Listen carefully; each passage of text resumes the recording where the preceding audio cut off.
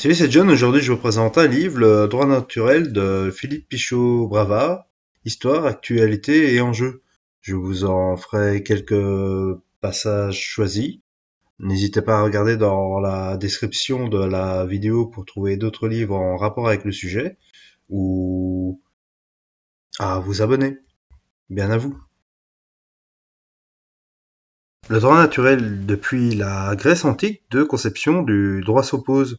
La première école définit le droit comme l'expression de la volonté de ceux qui exercent le pouvoir, qu'il s'agisse du prince, du sénat ou de l'assemblée du peuple. Elle a engendré le positivisme juridique.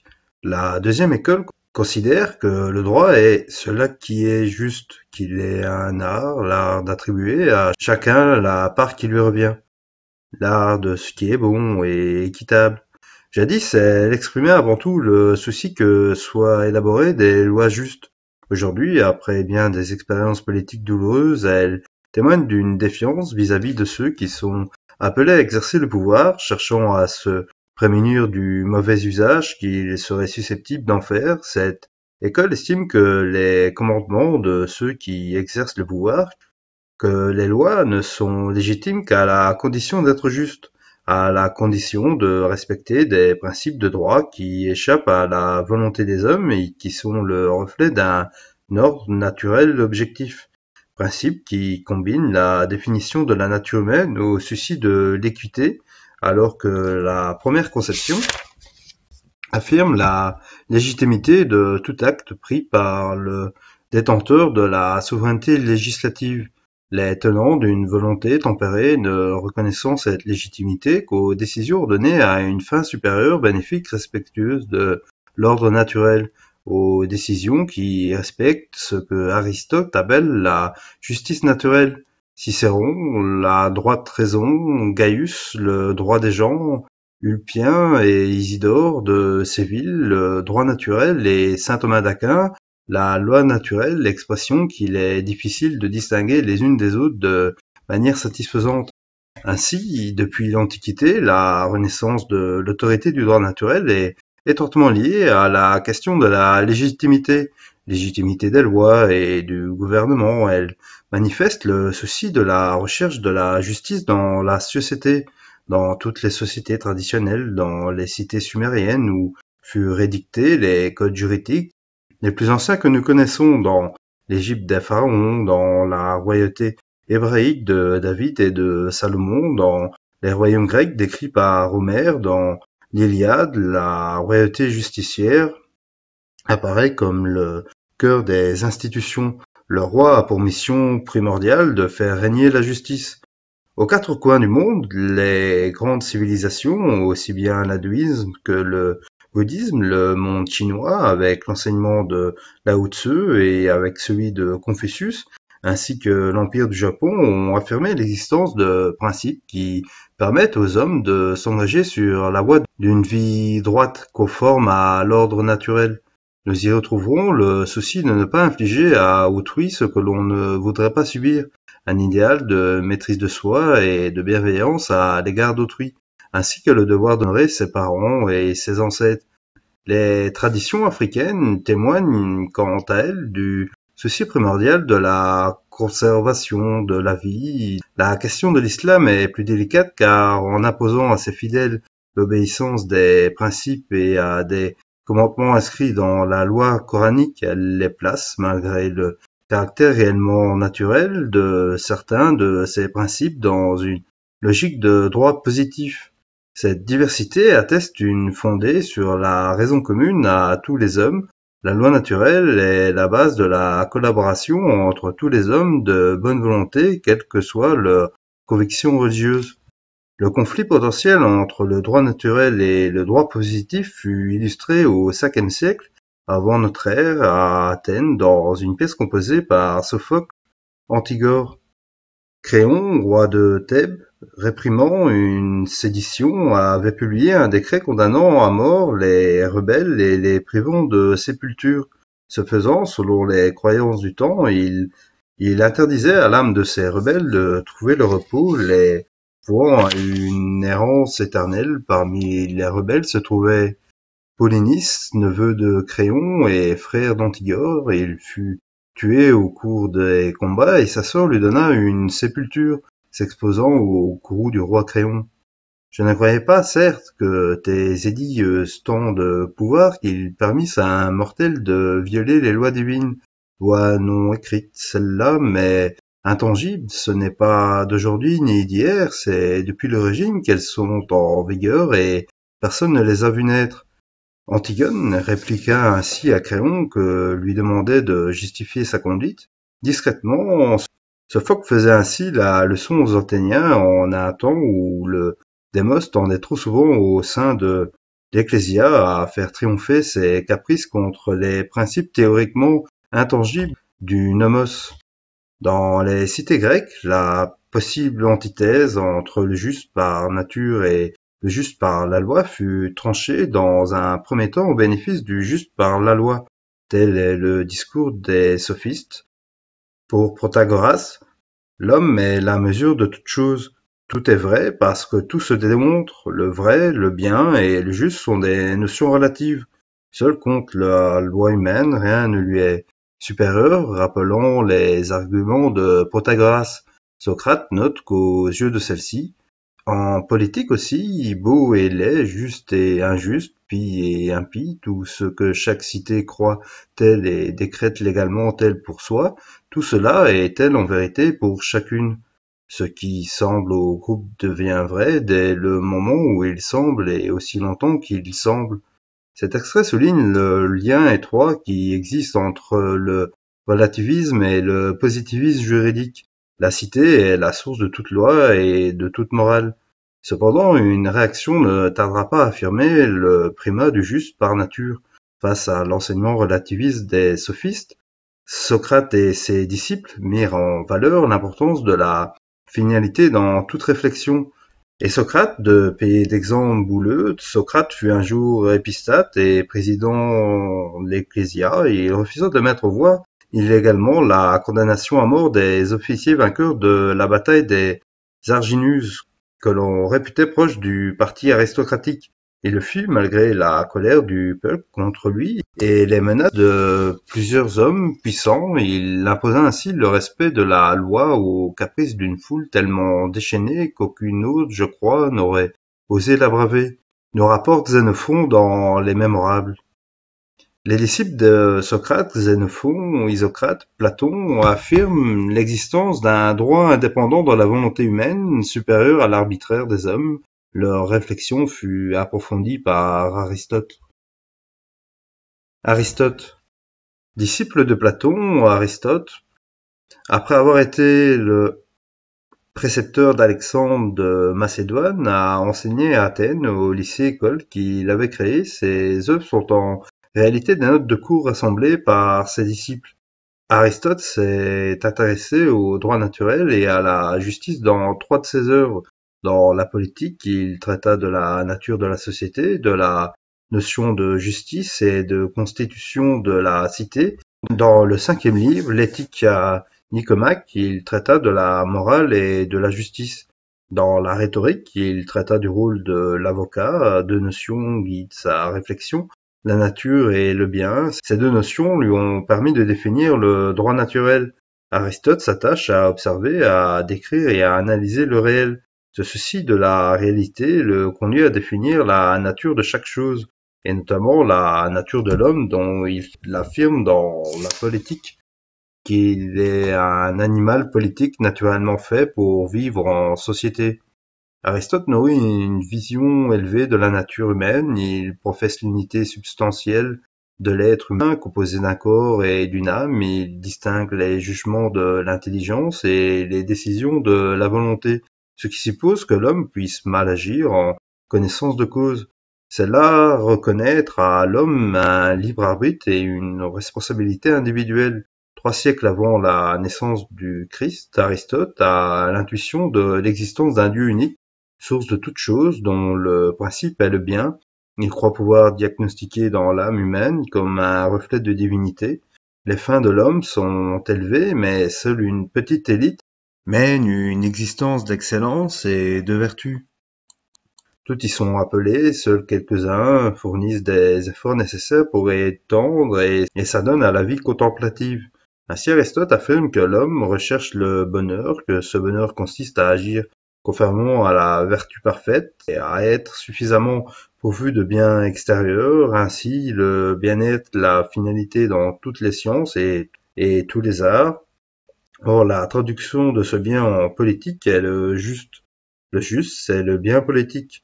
Aristote consacre une place importante à définir la notion de la justice. De la justice est en somme toute vertu, elle permet au gouvernement de faire régner le bonheur dans la cité en encourageant l'accomplissement d'actes bons et décourageant l'accomplissement d'actes mauvais. Ainsi, la loi prescrit d'agir en homme courageux, elle interdit par exemple d'abandonner son poste, de fuir, de jeter les armes, d'agir en homme tempérant, elle interdit par exemple l'adultère et la violence, d'agir en homme doux, elle interdit aux exemples de frapper et d'insulter, et ainsi de suite, au regard des autres vertus et des autres vices, tantôt ordonnant, tantôt interdisant. Dans la relation individuelle, Aristote distingue deux aspects, la justice comme vertu et la justice comme action. Dans les deux cas, la justice consiste dans l'attribution équilibrée des choses, elle relève du juste milieu. L'homme juste est celui qui est apte à accomplir par choix délibéré ce qui est juste, celui qui, dans une répartition effectuée, n'est pas homme à s'attribuer dans le bien désiré une part trop forte et à son voisin une part trop faible, mais donne à chacun la part proportionnelle égale qui lui revient et qui agit de la même façon quand la répétition se fait entre des tiers. Cette justice peut être arithmétique lorsqu'elle attribue la même chose à tous les proportionnels, lorsqu'elle attribue à chacun la part qui lui correspond. Il faut qu'une part égale revienne à des gens égaux, mais à des gens différents, il est juste et mérité qu'il revienne quelque chose de différent. Au sein de la justice politique, Aristote distingue entre la justice naturelle et la justice légale. La justice politique est de deux espèces, l'une naturelle et l'autre légale. Est naturelle celle qui a partout la même force et ne dépend pas de telle ou telle opinion. Légale celle qui à l'origine peut être indifféremment ceci ou cela, mais qui, une fois établie, s'impose. Quels sont les critères qui permettent de distinguer la justice naturelle de la justice légale? La justice naturelle est fondée sur la nature alors que la justice légale est fondée sur la volonté des hommes. La justice naturelle est objective, elle a partout la même force, alors que la justice légale est subjective, elle dépend de telle ou telle opinion. La justice naturelle a une autorité en elle-même, tandis que la justice légale a besoin d'être établie pour s'imposer. La justice naturelle est plus stable que la justice légale, tout en étant, selon Aristote, susceptible de changement. Quel est le contenu de cette justice naturelle? La justice naturelle consiste à attribuer à chacun ce que la nature lui destine. Elle permet à l'homme d'accomplir sa nature d'être sociable, raisonnable et spirituel. Le contenu de la justice naturelle résulte de l'observation objective de ce qu'est la nature. Au fil des pages, plusieurs principes s'imposent à cet égard dans l'œuvre d'Aristote. Premièrement, la société est naturelle à l'homme. Une cité est la communauté des lignages et des villages menant une vie parfaite et autarcique. Deuxièmement, l'union de l'homme et de la femme en vue de la procréation et de l'éducation des enfants, prenant le contre-pied de Platon qui proposait d'éduquer les enfants en commun sans égard pour la filiation. Aristote estime l'incertitude de la paternité entraînera la négligence à l'égard de tous les enfants. Troisièmement, le lien d'amitié entre les membres de la cité. Quatrièmement, la recherche d'une vie heureuse, la recherche du bien, du vrai et du juste. Les diverses formes de sociabilité sont l'œuvre de l'amitié, car le choix délibéré de vivre ensemble n'est autre chose que l'amitié, et aussi tandis que la fin de l'état est la vie de bonheur, ces diverses associations existent en vue de la fin. Et en état, la communauté des familles et des villages dans une vie parfaite et indépendante, c'est-à-dire selon nous dans le fait de vivre conformément au bonheur de la vertu. Fin de la page 30. Cinquièmement, l'existence au sein de la cité d'un gouvernement dont la conduite est confiée aux meilleurs. Sixièmement, la propriété privée, l'homme, naturellement aspire à jouir de biens personnels. La propriété est un moyen pour assurer la conservation de sa famille, moyen pour mener une vie heureuse. Là encore, prenant le contre-pied de Platon, Aristote estime que la propriété privée présente beaucoup plus d'avantages que d'inconvénients. Septièmement, le gouvernement de la cité étant institué pour veiller au bien commun, pour faire régner dans la cité la justice et la paix, pour entretenir entre les citoyens ce lien d'amitié qui en est la trame précieuse, il doit veiller lors de l'édiction de lois et ne rien faire qui irait à l'encontre du bien commun. Un gouvernement qui se détournerait du bien commun pour rechercher l'intérêt de ceux qui gouvernent cesserait d'être légitime et serait considéré comme tyrannique. Les impérieuses exigences du bien commun garantissent dans la pensée d'Aristote l'articulation harmonieuse entre la justice naturelle et la justice légale. Fin de la page 31.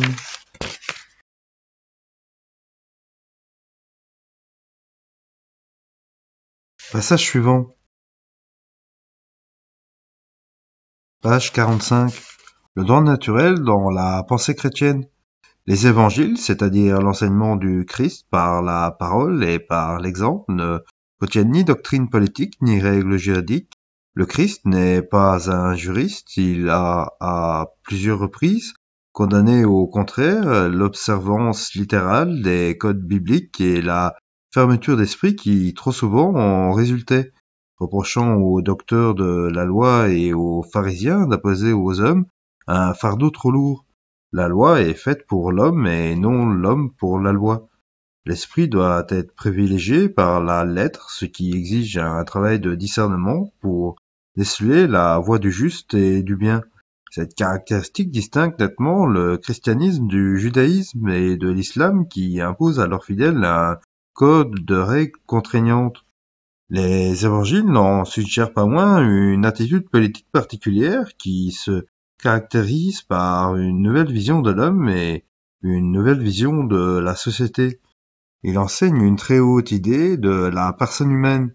L'homme a été créé par Dieu à son image.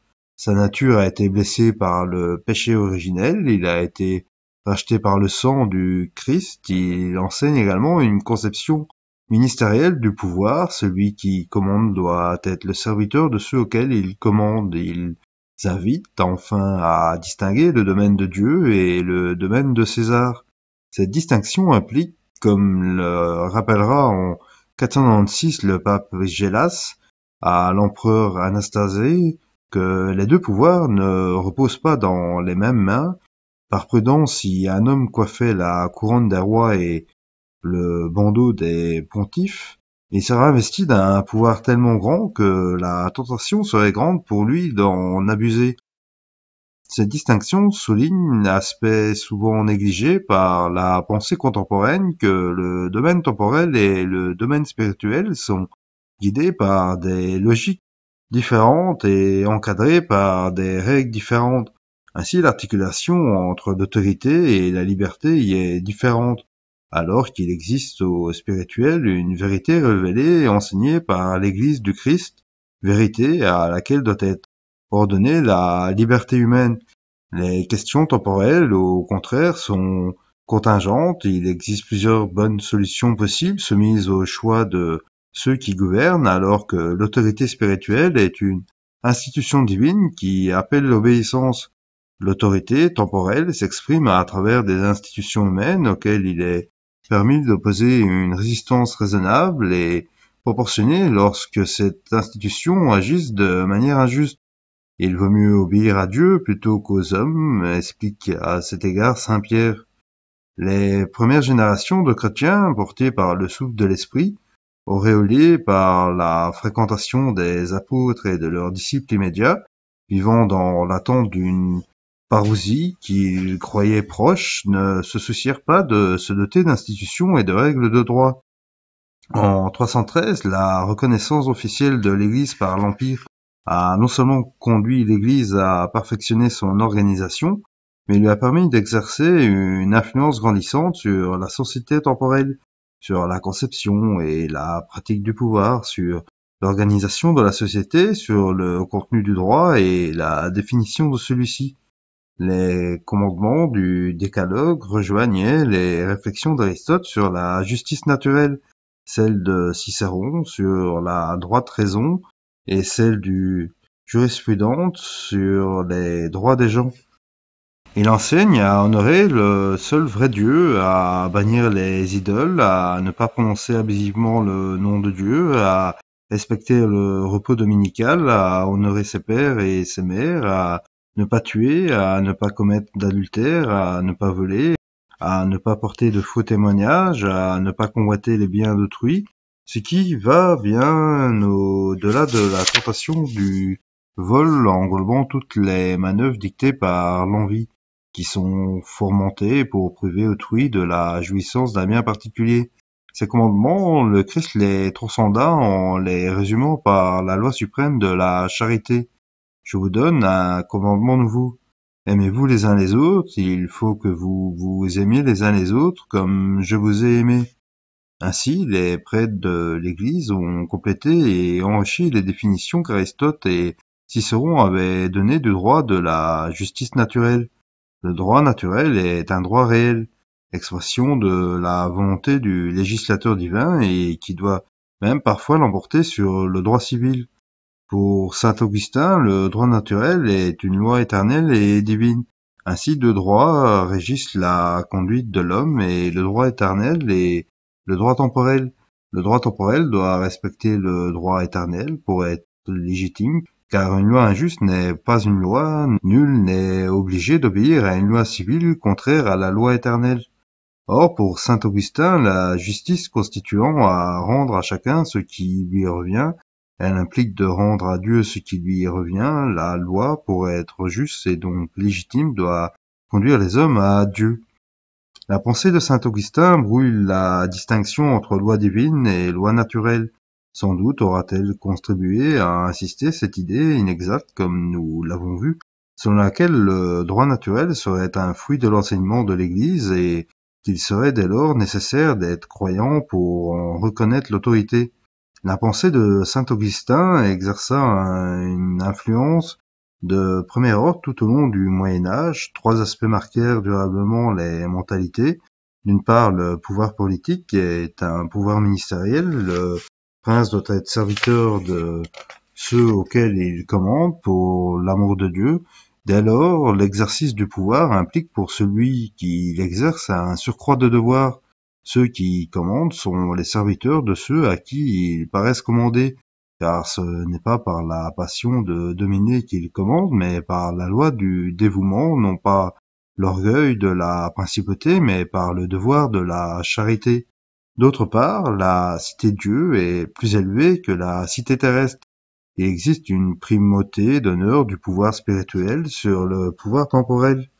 Enfin, la loi n'est pas définie comme un acte de commandement ou de volonté, mais comme une décision qui tend au règne de la justice. La loi est définie par sa finalité et non par son origine. Cette définition de la loi dominera les esprits jusqu'au XVIIe et XVIIIe siècle. Isidore de Séville, grand savant dont l'œuvre juridique et historique permit la conservation d'une bonne partie de l'héritage antique, puisa notamment dans Gaius, Modestin et Ulpien des définitions juridiques qui devaient être reprises au XIIe siècle dans le décret de Gratien. Sous sa plume, le droit naturel est défini comme un droit toujours équitable émanant de la providence divine par ailleurs puissant dans le livre de Samuel et dans le livre des rois. S. Isidore de Séville dépoussière le modèle biblique de la royauté sacrée et justicière, ordonnant la fonction de roi à une finalité justicière. Le nom de roi vient de régir droitement, le roi est, s'il agit droitement, sinon il n'est. Cette définition reprend la distinction aristotélicienne entre le roi et le tyran. Elle prolonge la distinction de saint Ambroise de Milan entre l'ordinatio potestatis et l'ambitio potestatis en primant à la fonction royale des devoirs exigeants à un idéal extrêmement élevé qui concrètement conduit à soumettre l'exercice du pouvoir au respect du droit, de ce qui est juste et équitable, ce qui implique le respect de l'autorité du droit naturel. Au XIIe siècle, alors que l'école de Bologne est en train de redécouvrir les compilations justiniennes, les canonistes éprouvèrent le besoin de mettre de l'ordre dans le trésor juridique de l'Église, constitué de multiples canons et décrétales accumulés au fil des siècles à la suite du cardinal Anselme de Lucques en 1036, 1086 et de Yves de Chartres, 1040 à 1116. Un moine de Bologne du nom de Gratien du couvent de Saint-Nabor et Félix lui-même professeur de droit a entrepris une clarification et une compilation du droit canonique, ouvrage collectif élaboré autour de 1140. Ce décret de Gratien s'intitule La concordance des canons discordants et il réunit environ 3500 textes dont Gratien tenta de résoudre la contradiction. Pour ce faire, Gratien s'est appuyé sur les travaux des grands canonistes qui l'ont précédé, notamment S. Isidore de Séville et Yves de Chartres, Anselme de Lucques et Pierre Abélard, célèbre théologien parisien dont la méthode l'a inspiré, sic et non dont la contradiction est résolue par un dictum. Gratien accorde une grande importance à la notion de droit naturel et professe une doctrine chrétienne des sources, de la valeur et du contenu des droits naturels. La source, il y a une identité entre la loi naturelle et la loi divine. Cependant, la raison humaine permet de découvrir ce droit. La valeur, toute loi civile, toute loi ecclésiastique, toute coutume, contrainte ou droit naturel doit être tenue pour nul. Le droit naturel a une portée qui n'est pas seulement morale, mais qui est juridique. Le droit naturel préexiste à tout autre droit, il est supérieur, il est immuable. Personne ne peut dispenser de s'y soumettre, pas même l'Église. Le contenu, il tient en une maxime, quento quisque jubetur ali facere quod sibi vult fieri et prohibitur ali infere quod sibi noli fieri, c'est-à-dire par quoi chacun ordonne à autrui de faire ce qu'il voudrait qu'on lui fasse à lui-même et interdit à autrui de faire ce qu'il ne veut pas subir. Gratien a exercé une influence déterminante sur les glossaires décrétistes et décrétalistes. Tous puisent dans le décret d'expression et définition. Mentionnons ici Roland Bandinelli, Ruffin, Simon de Licignano, Étienne de Tournai, Ugicio, Guido de Baecio et le cardinal Osty. Cependant, deux difficultés demeurent. D'une part est perceptible une difficulté à délimiter avec précision le jus naturale, le jus gentium et le jus civil. D'autre part, deux courants coexistants et peinés à se fondre, le premier faisant découler le droit naturel de la nature et insistait sur la notion de droite raison, le second le faisait découler de la révélation et insistait sur l'obéissance aux commandements de Dieu. Leur réflexion mêlée à celle des théologiens et les légistes annonçait l'œuvre décisive de saint Thomas d'Aquin. Faut-il rappeler saint Thomas d'Aquin, 1225-1274, sur les encouragements de son maître, saint Albert le Grand, s'emploie à ordonner les connaissances de son temps en se servant des outils intellectuels forgés par Aristote, dont l'œuvre venait d'être redécouverte en Occident, notamment grâce aux traductions effectuées par le moine Jacques de Venise au Mont Saint-Michel au cours du deuxième quart du XIIe siècle. Saint Thomas d'Aquin puise dans les définitions antérieures dont il assure un système magistral et il reprend la définition d'Ulpien, donne du droit naturel pour l'intégrer dans le justum naturale aristotélicien. Il rend au droit naturel son autonomie par rapport à la loi divine montrant que la connaissance du droit naturel découle de l'activité de la raison humaine. Pour saint Thomas d'Aquin, la loi humaine s'intègre dans un ordre tripartite qui la soumet au respect de la loi naturelle et de la loi éternelle. La loi éternelle préexiste en Dieu et en quelque sorte le régit lui-même. La loi naturelle est introduite par Dieu dans la création et conscience dans le cœur de l'homme comme une science infuse du bien et du mal. Elle est universelle et immuable, elle est la traduction des inclinaisons naturelles fondamentales de l'homme. Celles-ci sont au nombre de 5, elles rencontrent remarquablement les idées générales que les philosophes appellent les transcendantaux ou qualités universelles. L'inclinaison fondamentale à l'origine de toute action humaine est l'aspiration au bien. De là, le caractère naturel du respect de la parole donnée, de la bonne foi contractuelle et de l'indemnisation des préjudices infligés à autrui. Cette inclinaison rassemble les autres à un faisceau dynamique. Sous l'égide de l'aspiration au bien vient se passer l'inclinaison de la conservation de l'être, aussi fondamentale que l'existence même.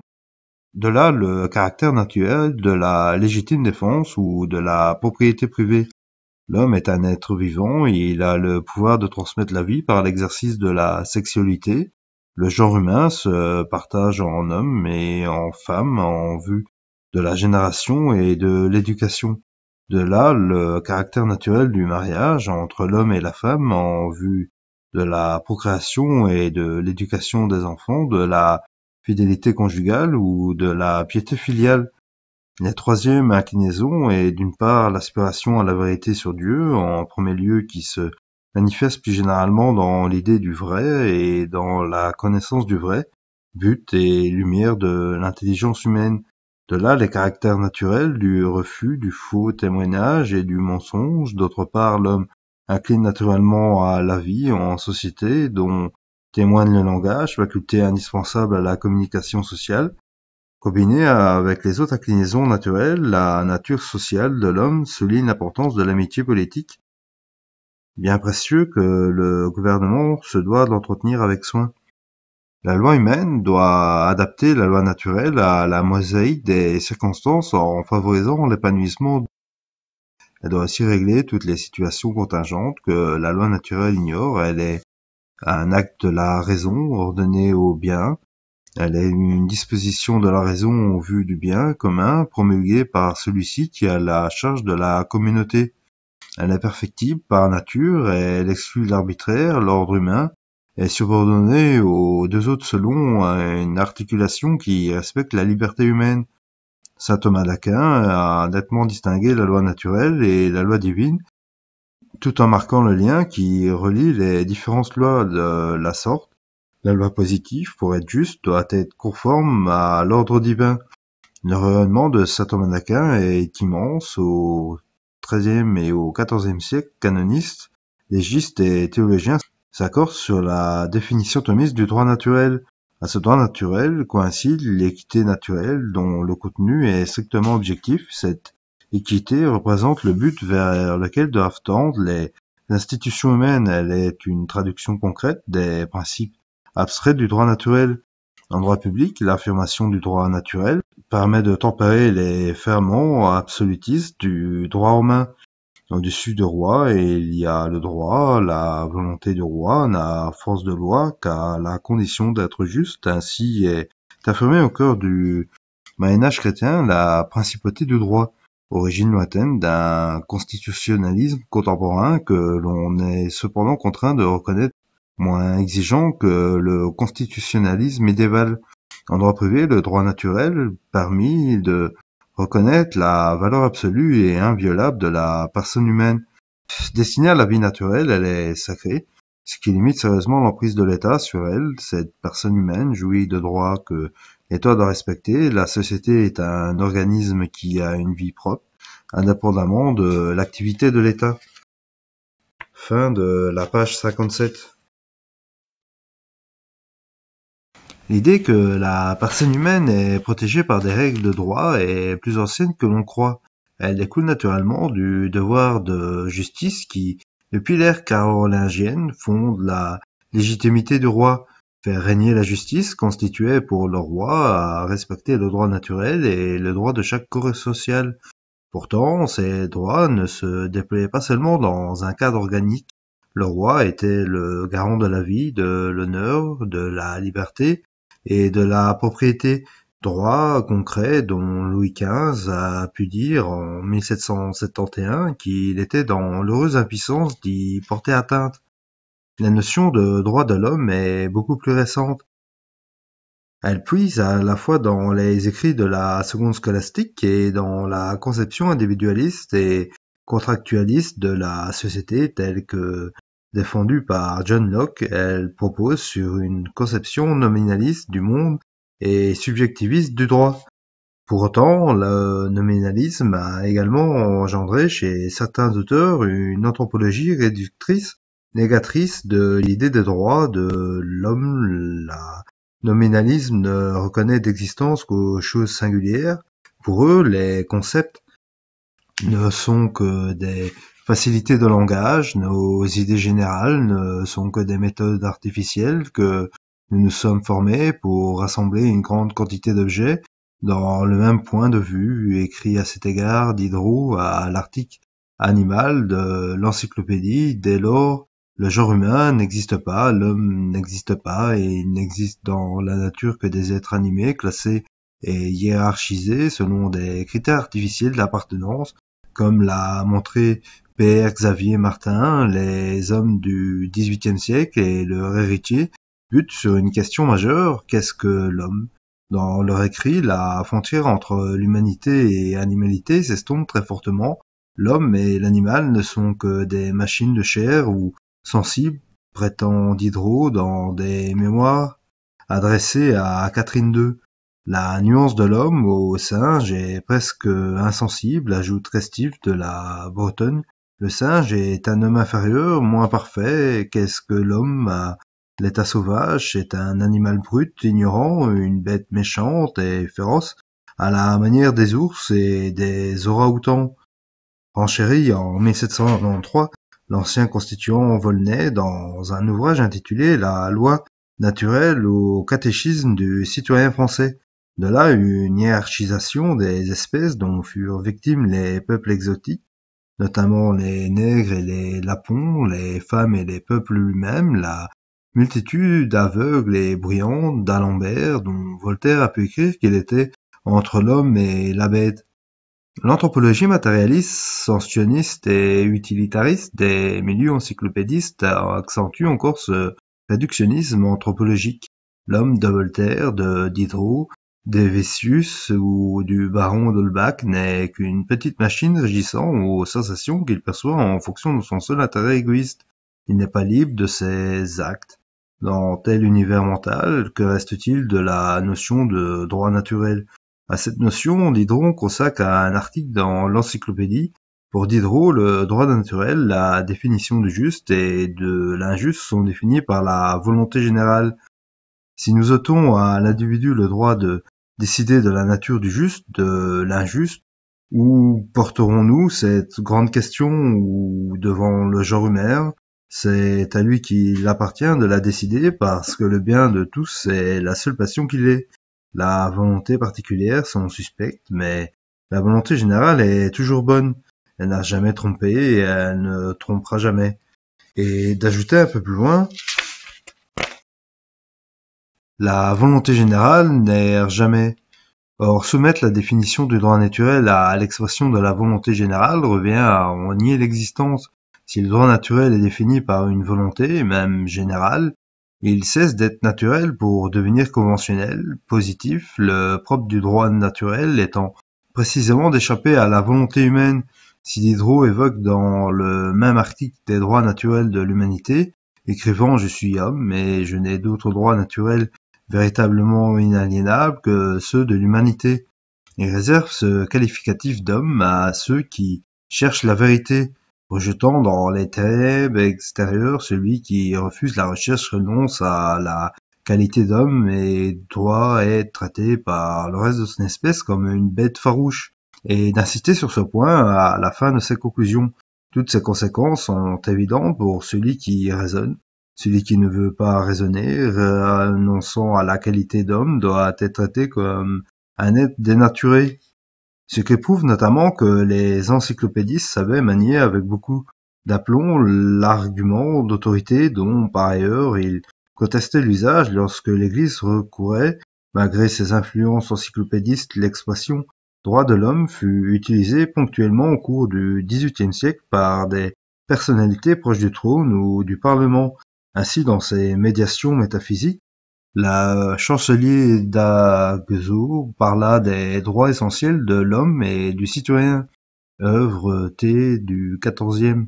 La Cour Ait reprit la formule du 18 février 1771, le droit de propriété est celui de tous les droits des hommes qui a été le plus respecté en France, lit-on sous la plume de Malesherbes, qui évoqua un peu plus loin ces droits qui appartiennent à tous les Français par la loi du royaume, et tous les hommes par les lois de l'humanité et de la raison. Dans un mémoire adressé au roi, Turgot évoqua en 1775 les droits des hommes réunis en société, lesquels étaient fondés sur leur nature. Jacob Nicolas Moreau, précepteur des petits-fils de Louis XIV, précepteur des petits-fils de Louis XV, puis historiographe de France, affirmait que la conservation de ces droits était le premier devoir du prince. Liberté, propriété, succession et transmission des propriétés, assurance et fidélité dans les contrats. Voilà les biens que tous les gouvernements sont essentiellement destinés à conserver. Ces droits étaient ce que Dieu a donné à l'homme. Son élève, le futur Louis XVI, utilisa lui-même l'expression à plusieurs reprises. Il y a 4 droits naturels que le prince est obligé de conserver à chacun de ses sujets.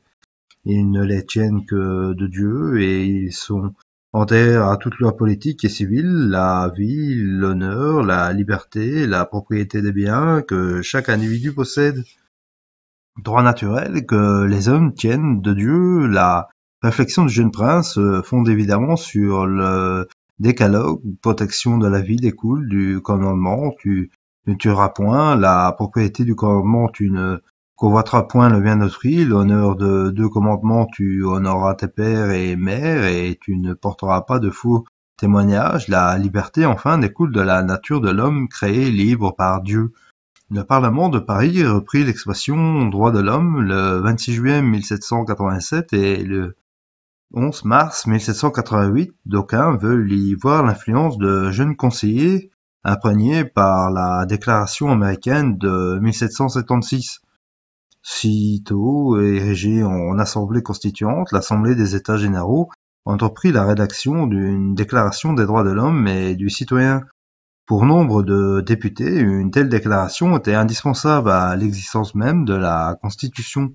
Elle devait être la phrase du législateur. Cependant, les députés qui bientôt devaient siéger du côté du roi exprimèrent leur réserve face à ce que Malouet qualifiait de discussion métaphysique.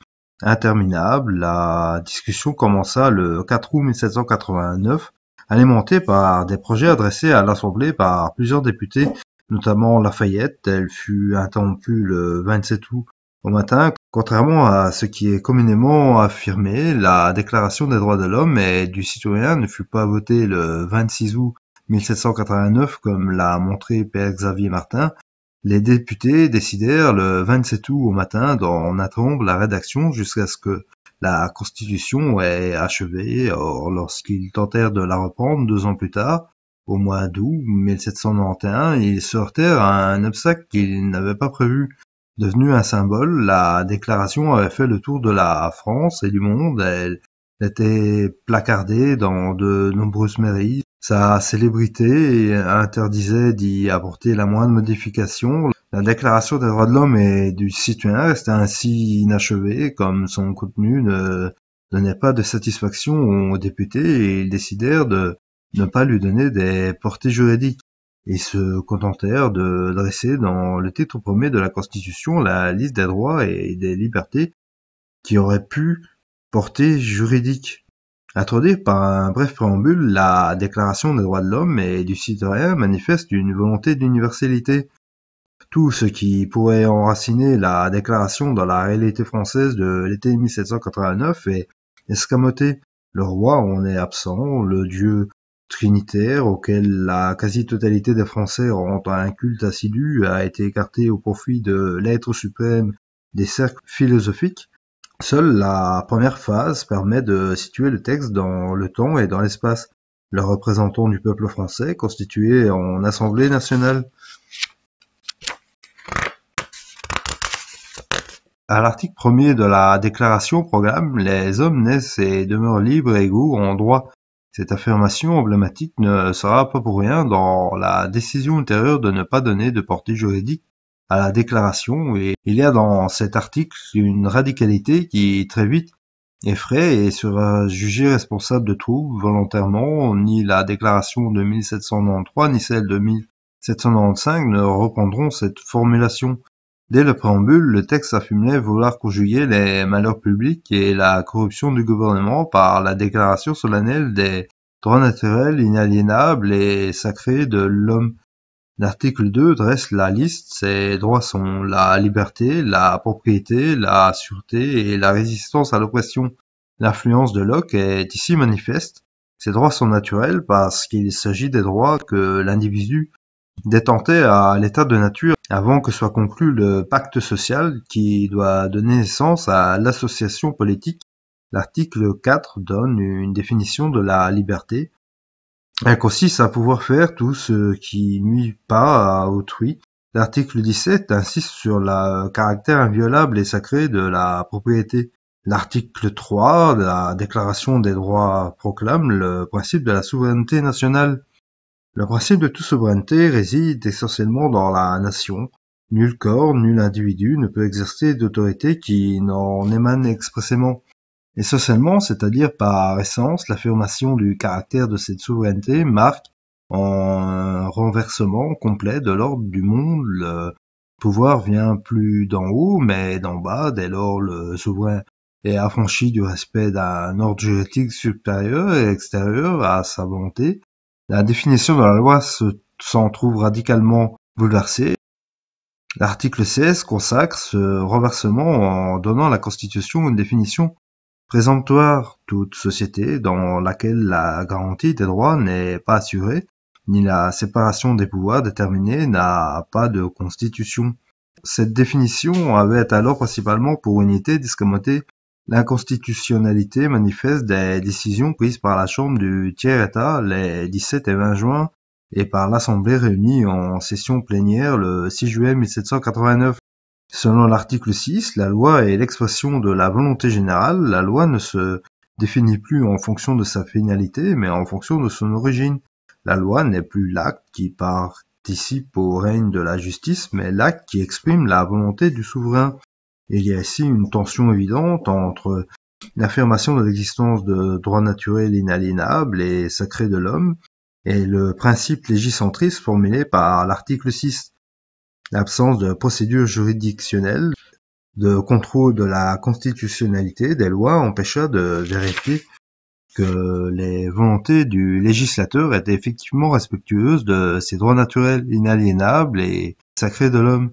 Comme le montra le débat du 8 août 1791, les députés ne voulaient pas qu'un organe conservateur de l'ordre constitutionnel vînt faire obstacle à leur volonté souveraine. Pour autant, les modalités concrètes d'exercice de cette souveraineté restèrent incertaines et discutées, comme le montre le libellé de l'article 6. La loi est l'expression de la volonté générale. Tous les citoyens ont le droit de concourir personnellement ou par leurs représentants à sa formation. Fin du deuxième paragraphe de la page 98. La formulation trahit un compromis fragile entre les partisans du régime représentatif et les partisans de la démocratie. La question ne fut tranchée que le 7 septembre 1789, lorsque Sieyès, à la tribune de l'Assemblée, développa la théorie du régime représentatif en l'opposant aux inconvénients de la démocratie, expression de la volonté générale et instrument de la régénération révolutionnaire. La loi est placée au cœur du nouvel ordre juridique. Les autres sources du droit coutumes, doctrines et jurisprudence sont escamotées. L'autorité du droit naturel est ici implicitement niée. La loi est le cadre dans lequel s'exprime la liberté. Tout ce qui n'est pas défendu par la loi ne peut être empêché, et nul ne peut être contraint à faire ce qu'elle n'ordonne pas. Article 5. La déclaration établit un positivisme juridique strict et absolu qui ne sera contesté au cours des décennies suivantes que par des écoles de pensée minoritaires, l'école contre-révolutionnaire avec Joseph de Maistre et Louis Bonald, défenseurs de l'autorité du droit naturel, l'école des doctrinaires avec François Guizot et le duc de Broglie, prometteur de la souveraineté du droit de la raison, et sont de la justice et une fraction de l'école libérale. De la raison et de la justice, une fraction de l'école libérale, avec Alexis de Tocqueville et Édouard Laboulaye, soucieux d'équilibrer la puissance du législateur par celle d'une magistrature indépendante garante de la justice. La lecture de cette déclaration appelle plusieurs remarques. D'une part, il y a une constante saisissant entre l'absence de portée juridique de cette déclaration et la portée symbolique exceptionnelle de la déclaration. Et la portée exceptionnelle de la Déclaration des droits de l'homme et du citoyen est devenue très rapidement le symbole moral de la France régénérée. Elle a tenu lieu aux révolutionnaires de contrat social. D'autre part, cette déclaration a été critiquée par son caractère abstrait. En Angleterre, la députée Whig Edmund Burke reprocha à la déclaration de proclamer des droits abstraits au lieu de transcrire des droits concrets, héritage de l'histoire. La déclaration proclame de manière théorique l'existence de droits sans se soucier d'assurer la garantie effective des libertés concrètes. Cette inconséquence apparaît dès le premier article, après avoir hardiment affirmé que les hommes naissent et demeurent libres et égaux en droit. Le député de l'Assemblée nationale constituante se déjuguèrent le 15 mai 1791 en renonçant en charge le statut des personnes que le législateur qualifiera politiquement de non libres. Si le maintien de l'esclavage dans les colonies fut une entorse spectaculaire à un principe, et elle ne fut pas la seule. Quelques mois plus tôt, l'Assemblée avait fondé l'exercice de la citoyenneté sur un principe censitaire distinguant entre les citoyens passifs, les citoyens actifs éligibles et les citoyens actifs éligibles à la députation. Par ce moyen, environ 4% des hommes furent écartés des urnes, 75% étaient éligibles. On le voit, les hommes ne sont pas demeurés égaux en droit bien longtemps. À cet égard, la déclaration souffre d'une ambiguïté implicite redoutable, symbole de la France régénérée. Elle était elle-même ordonnée au succès de l'entreprise de régénération. Par conséquent, elle ne saurait être invoquée pour protéger des droits dont la garantie fait obstacle à la régénération. Ces droits, fussent-ils inviolables et sacrés, ainsi que l'article 17 affirme que la propriété étant un droit inviolable et sacré, nul ne peut en être privé si ce n'est lorsque la nécessité publique, légalement constatée, l'exige évidemment et sous la condition d'une juste et préalable indemnité. L'Assemblée nationale constituant 2 mois, une semaine plus tard, décida de mettre les biens ecclésiastiques à la disposition de la nation. Les premiers propriétaires de l'État se vit donc privés de sa propriété, pourtant inviolable et sacrée, sans bénéficier pour autant de la moindre indemnité. Plus tard, les émigrés, les insurgés et les condamnés à mort de la Terreur virent leur tour leur propriété confisquée purement et simplement. Jamais la propriété ne fut aussi peu respectée qu'après qu'elle aura été reconnue inviolable et sacrée. Cette instrumentalisation idéologique du droit caractérise les sociétés qui se fixent comme objectif de régénérer la société et de faire naître un homme nouveau ou de changer de civilisation. Tandis que le législateur estime être investi d'une mission messianique, le juge, au lieu de dire le droit ou de rechercher l'équité, agit en militant politique. très marquant des époques d'offensive idéologique. Cette instrumentalisation conduit à la fois à une forte inflation législative et à une grande incertitude jurisprudentielle. Cette instrumentalisation conduit à la fois à une forte inflation législative et à une grande incertitude jurisprudentielle. Fin de la page 102. La Déclaration universelle des droits de l'homme. Au lendemain de la Seconde Guerre mondiale, les Nations réunies ont, au sein de l'Organisation des Nations unies, régulière une Déclaration universelle des droits de l'homme censée guider la politique des Nations unies. Cette déclaration est, depuis cette date, la référence mondiale en matière des droits de l'homme en raison de leur autorité morale qui y est attachée. Elle manifeste un effort pour définir des principes de morale universelle, effort qui fut salué par l'Église catholique qui, soucieuse d'en tirer le meilleur parti possible, en soulignant à plusieurs reprises les qualités. Cette déclaration a été considérée par certains penseurs comme l'une des plus récentes expressions des conceptions de l'école moderne du droit naturel, au motif que certaines des idées de cette école s'y trouvaient formulées. Pourtant, la notion de droit naturel est absente du texte. Il y fait référence à la famille humaine, préambule, et à la fraternité qui lie entre tous les hommes. Tous les êtres humains naissent libres et égaux en dignité et en droit, et ils sont doués de raison et de conscience et doivent agir les uns envers les autres dans un esprit de fraternité. Article 1er. Cependant, un silence absolu drape la paternité commune qui aurait pu donner de la consistance à cette fraternité. De même, la déclaration ne répond pas avec précision à cette question fondamentale. Qu'est-ce que l'homme? L'homme de la déclaration sait qu'il a des droits, mais il ne sait pas ce qu'il est. Cette déclaration présente un caractère beaucoup plus concret que la déclaration de 1789, même si elle n'est pas exercée d'abstraction, elle est un texte de compromis entre la philosophie libérale, individualiste et relativiste et des conceptions chrétiennes traditionnelles. Ce compromis est la source de nombreuses ambiguïtés. Ces ambiguïtés n'en facilitent pas l'analyse. Les droits reconnus de l'homme découlent pour une large part de la pensée libérale. Ce sont les droits que l'homme détenait selon Locke et ses disciples à l'état de nature. La liberté, sûreté, propriété, égalité en droit, la définition qui est donnée de la liberté relativiste érigeant en absolu la liberté de religion, de changer de religion, de manifester sa religion ou sa conviction seule ou en commun, tant en public qu'en privé, par l'enseignement, les pratiques, les cultes et l'accomplissement des rites. Article 18. Ainsi que la liberté d'opinion et d'expression. Article 19. Cependant, certains des droits proclamés dans la déclaration puisent implicitement leur inspiration dans le décalogue.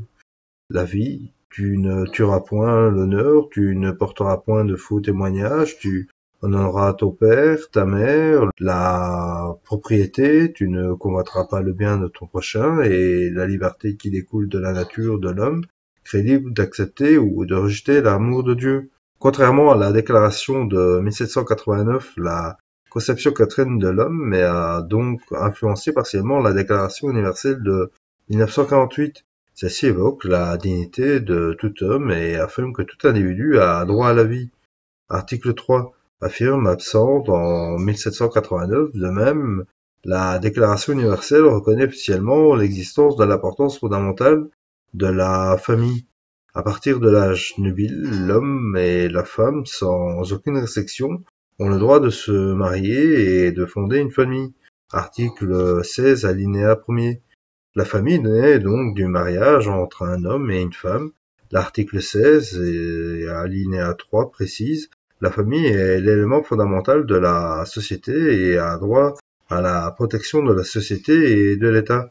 Cependant, la portée de cet article est affaiblie par la reconnaissance de la dissolution éventuelle de ce mariage, qui révèle d'une logique contractualiste.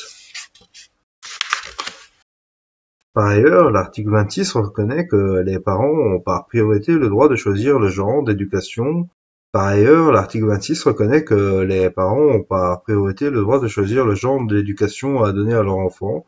L'article 12, mêlant l'influence libérale et l'influence chrétienne, affirme que Nul ne sera l'objet d'immixtions arbitraires dans sa vie privée, sa famille, son domicile ou sa correspondance, ni d'atteinte à son honneur et à sa réputation. Ainsi, la Déclaration universelle reconnaît qu'il existe un domaine dans lequel l'intervention de l'État n'est pas légitime. Néanmoins, l'adjectif arbitraire accolé à émiction présente un danger autorisant des émictions qui, ayant été permises par le législateur, ne seraient plus arbitraires. La même atténuation accompagne la définition du droit de propriété. Toute personne, aussi bien seule qu'en collectivité, a droit à la propriété. Nul ne peut être arbitrairement privé de sa propriété. Article 17.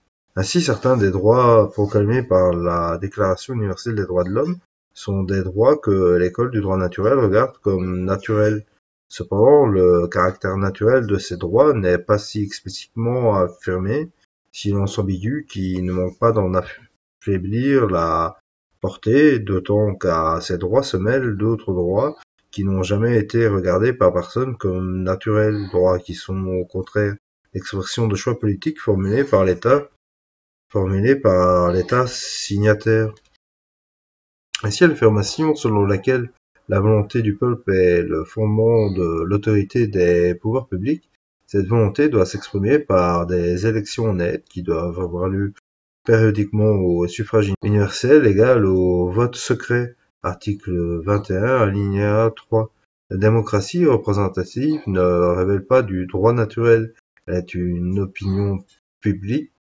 Elle est une opinion politique, parmi d'autres, le fait de faire découler l'autorité des pouvoirs publics de leur origine et non de la finalité de leur action.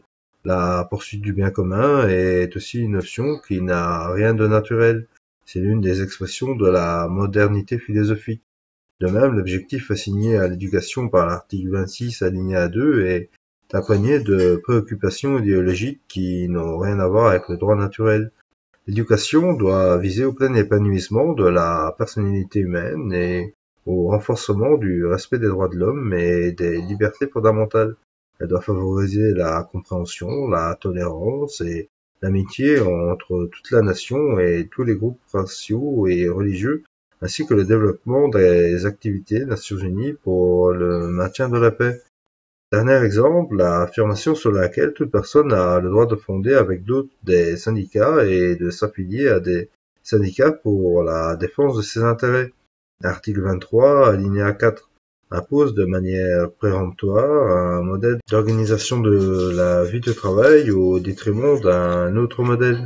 Délibérément ignoré, le modèle corporatiste modèle organiciste est donc beaucoup plus naturel que le mode volontariste syndical d'aujourd'hui.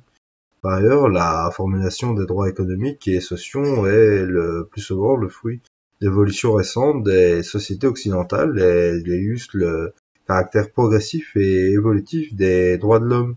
L'économie de la Déclaration universelle des droits de l'homme permet de comprendre certaines évolutions ultérieures déplorées non sans raison par quelques penseurs de l'école du droit naturel, notamment Monseigneur Michel Chouyan. Selon lui, l'ONU d'aujourd'hui n'aurait plus rien à voir avec l'ONU des origines. L'ONU définissant dans les conventions des pactes de nouveaux droits de l'homme certains droits proclamés en 1948 objectivement naturels sont ainsi affaiblis, contournés ou niés par des nouveaux droits de l'homme. La famille et la vie sont les principales cibles de cette offensive. Ainsi, le droit à la vie est contourné par l'avortement que l'on tente d'ériger en droit fondamental, ce qui ne peut que détruire la notion même de droit de l'homme et conduire à une spectaculaire régression vers la barbarie. Que valent en effet les droits de l'homme si le premier d'entre eux, le plus essentiel, le plus fondamental, n'est pas respecté? Ils sont comme une maison sans fondation bâtie sur le sable. L'exemple dramatique de l'avortement est plus qu'un exemple illustratif parmi d'autres, il est en réalité le cas majeur illustrant la dérive vers le don de la mort à autrui comme expression de ma liberté souveraine. Souligne très justement Michel Chouyan. Ces nouveaux droits de l'homme, exprimant en fait les exigences de groupes de pression eux-mêmes financés et stimulés par l'oligarchie financière, ils sont les outils d'une transformation de la société mondiale de transformation de l'homme. Quel est l'homme que tente d'engendrer le nu, un homme diminué, déraciné, isolé, dont la valeur propre est indexée sur l'utilité économique au lieu de reposer sur une dignité de nature, un travail dont la mobilité répond aux besoins du marché, doublé d'un consommateur compulsif, un homme nouveau dont les droits n'expriment plus que les désirs, dont l'autonomie apparente, hautement proclamée, n'est plus que le voile d'un esclavage économique bien réel. Un homme qui n'est plus d'ailleurs qu'un fragment de la nature, dépouillé de toute transcendance, susceptible d'être sacrifié sur l'autel de Gaïa, la déesse planète devant laquelle désormais tout genou fléchit. Le consensus apparent qui préside à l'élaboration de ces conventions permet à l'ONU d'exercer sur les États une pression morale très forte à laquelle se surajoute souvent une pression économique incitative afin que ces États intègrent la disposition de ces conventions dans leur législation.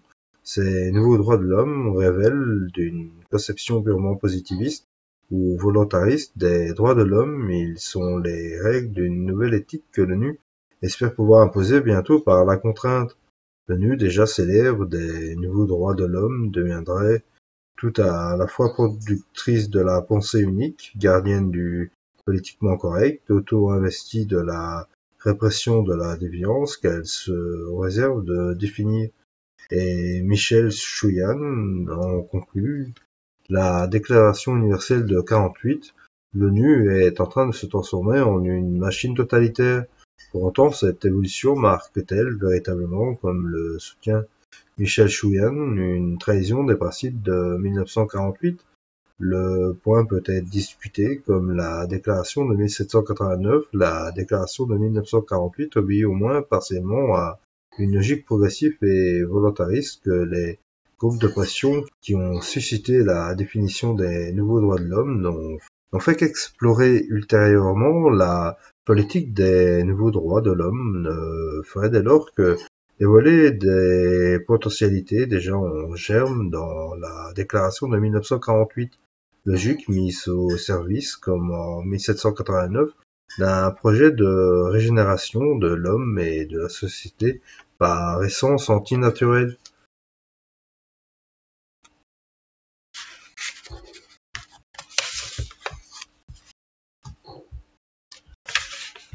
Fin de la page 111. Voilà, j'espère que l'approche sur le droit naturel et sur les droits de l'homme vous aura plu, l'évolution historique et ce qu'il en retourne. N'hésitez pas à regarder dans la description pour avoir de plus amples informations et bien entendu, n'hésitez pas à vous abonner. Bien à vous.